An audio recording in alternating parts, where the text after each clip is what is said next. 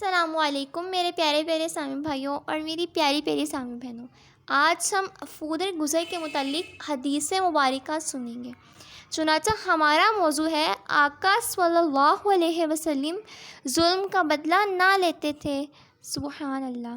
چنانچہ ام المؤمنین حضرت سیدتنا عائشہ صدیقہ طیبہ طاہرہ رضی اللہ تعالی عنہا فرماتی ہیں، میں نے کبھی بھی رسول کریم شاہ بنی آدم صلی اللہ علیہ وسلم کو اپنی ذات پر کیے گئے ظلم کا بدلہ لیتے ہوئے نہیں دیکھا جب تک اللہ عز و جل کی مقرر کردہ حدود کو نہ توڑا جائے، اور جب اللہ عز و جل کی مقرر کردہ حدود میں سے کسی حد کو توڑا جاتا تو آپ شدید غضبناک ہو جاتے تھے، اور جب آپ صلی اللہ علیہ وآلہ وسلم کو دو چیزوں میں اختیار دیا جاتا تو آسان کو اختیار فرماتے، بشرط یہ کہ وہ گناہ نہ ہوتا۔ سبحان اللہ۔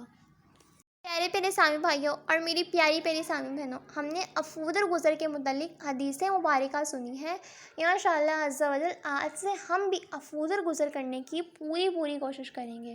میرے پیارے پیارے سامع بھائیوں اور میری پیاری پیاری سامع بہنوں، یہاں یہ بات یاد رہے کہ نبی پاک صلی اللہ علیہ وآلہ وسلم اپنی ذات پر کیے گئے ظلم کا بدلہ نہ لیتے تھے، جبکہ نبی پاک صلی اللہ علیہ وآلہ وسلم دین کے معاملے میں خاموشی اختیار نہ کرتے تھے، بلکہ دین کے معاملے میں اللہ عز و جل کی مقرر کردہ حدود کو اگر کوئی توڑتا تھا تو نبی پاک صلی اللہ علیہ وآلہ وسلم شدید غضبناک ہو جاتے تھے۔